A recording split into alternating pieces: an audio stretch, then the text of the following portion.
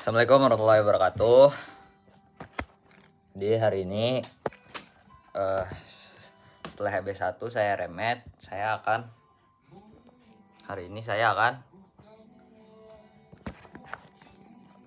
mengevaluasi dan dengan cara baca tulis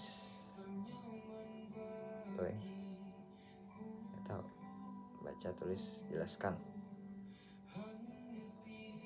Jadi nanti hari Kamis tanggal berapa 29 EB2 saya akan menjelaskan sistem buffer keseimbangan asam basa. Jadi sepemahaman saya itu asam itu yang banyak mengeluarkan H+. Terus dia kalau di air itu di air dia mengeluarkan H+. Intinya paham saya asam itu yang banyak larutan yang banyak H+. Terus kalau basa di air dia mengikat H+. Ya. Terus itu adalah larutan yang sedikit H+.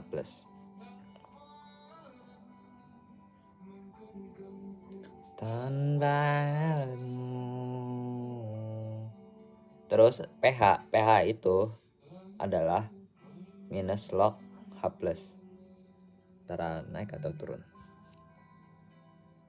Terus ada larutan penyangga.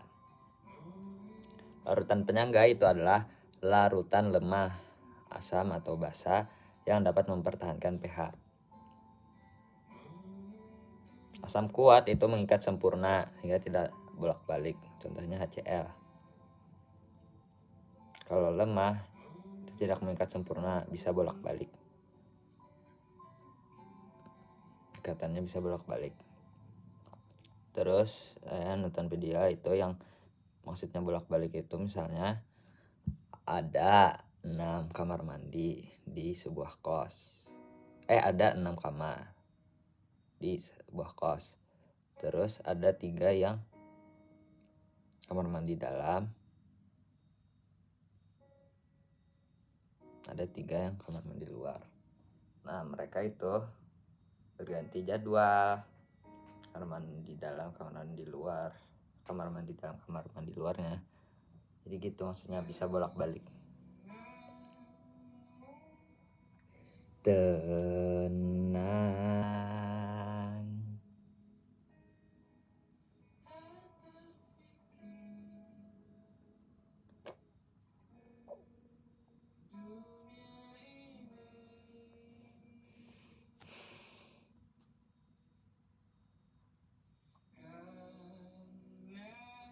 Sampai sini dah.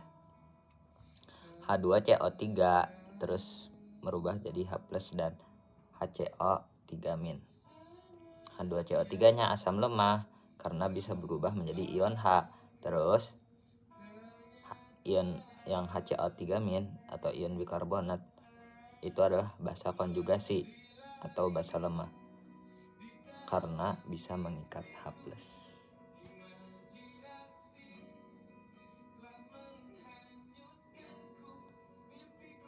Lemah kuatnya pakai rumus gitu guys, saya nggak paham. Nah, itu nanti belajar kimia guys. Terus yang di PPT ini tidak sistematis ya guys, jadi nggak tahu ya. Transport gas O2 dan CO2. Terus ada transport O2 itu Hb paling besar, itu 98,5%.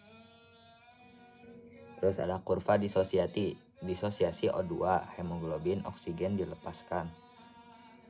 Hematokrit 45%. Terus mengikat itu namanya oksihemoglobin. 1 Hb itu mengikat 4 O2 itu maksimal. Karena ada 4 gitu kalau nggak salah bentuknya. Terus melepas itu namanya deoksihemoglobin. Terus ada NaCH, natrium, nggak tahu. Natrium dibentuk dari NaCH kayaknya maksudnya. Karbon anhidrasa itu paling banyak, waktu hidup singkat. Terus ada methemoglobin, mathemo,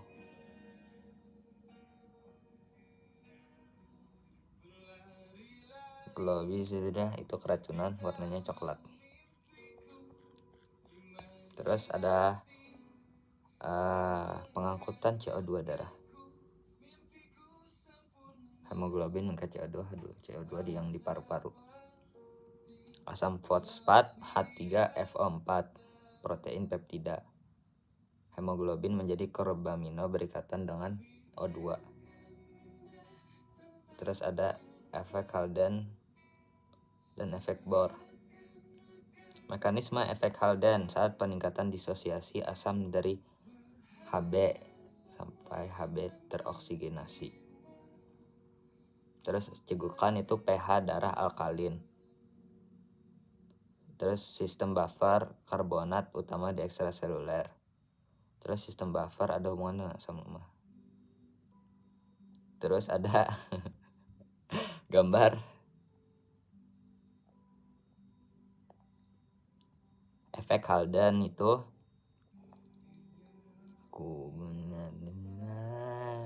CO2. Efek Haldane CO2 meningkat gitu. Kalau Bohr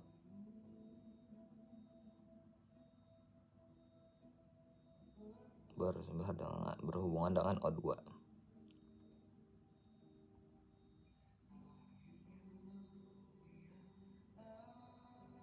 Terus yang di PPT ada bab keseimbangan asam basa. pH itu adalah gambaran konsentrasi ion hidrogen dalam larutan. Asidosis adalah proses turunnya pH sebab turunnya bikarbonat serum atau peningkatan parsial CO2. Kalau alkalisis itu proses naiknya pH sebab meningkatnya bikarbonat. Terus penurunan parsial CO2. Gangguan kecil mengaruhi pertumbuhan dan perkembangan normal. Kalau gangguan besarnya berakibat fatal. Terus ada pengaturan asam basa, sistem buffer intra ekstrasel. Terus tadi apa? Sistem buffer karbonat tadi utamanya di ekstraseluler.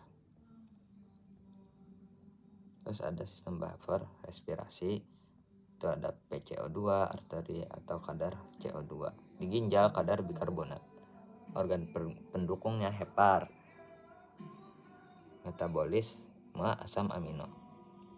Terus ada pengaturan sistem buffer. Sistem buffer protein plasma, Hb fosfat. Bikarbonat buffer 6,1, fosfat 6,8, histidin 6,5. Buffer fosfat dan protein di intrasel PO4 berikatan kuat sebagai ATP dan buffer. Di ekstraseluler PO4 rendah.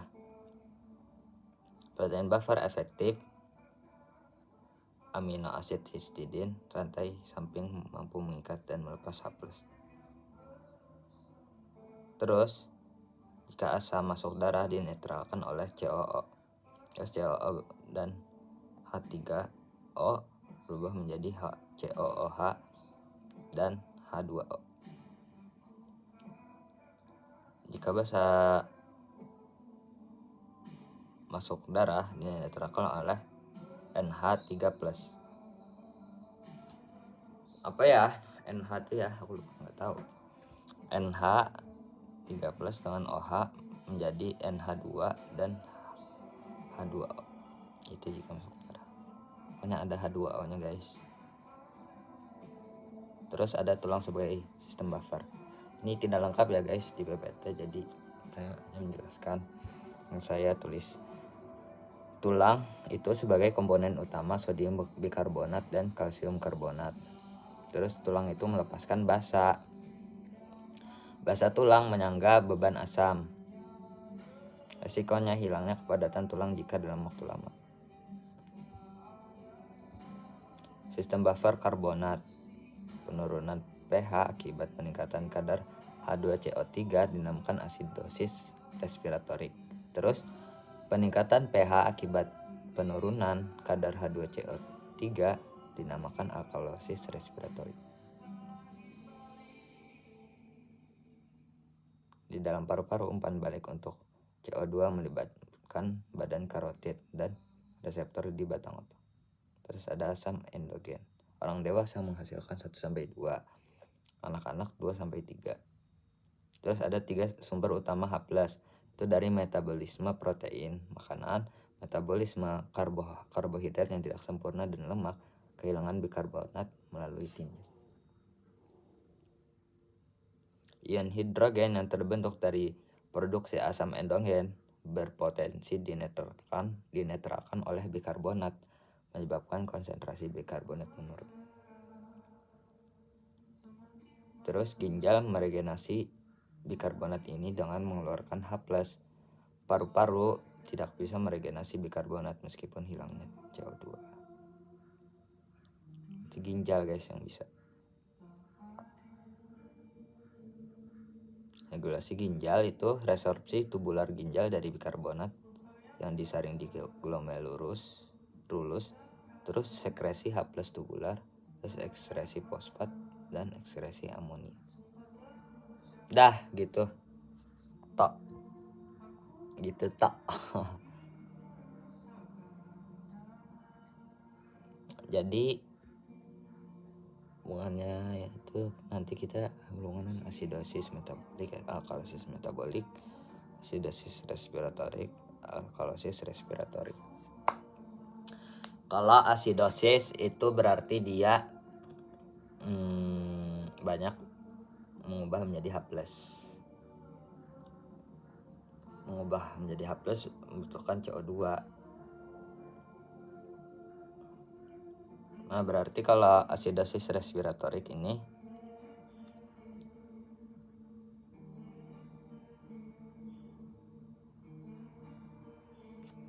banyak mengubah CO itunya, ya kan? Ya nggak sih? Tadi apa? pH-nya turun, H2CO3-nya meningkat, ya kan? Berarti H+-nya turun. Terus H2CO3-nya malah meningkat. Itu tuh yang aneh guys.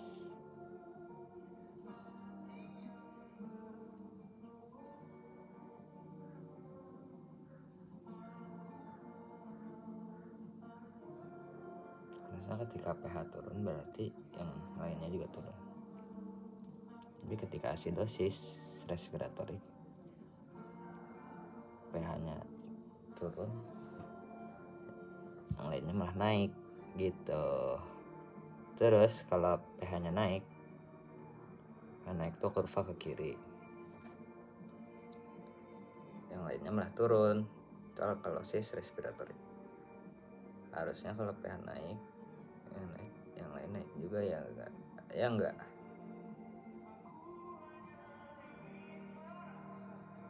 Damai.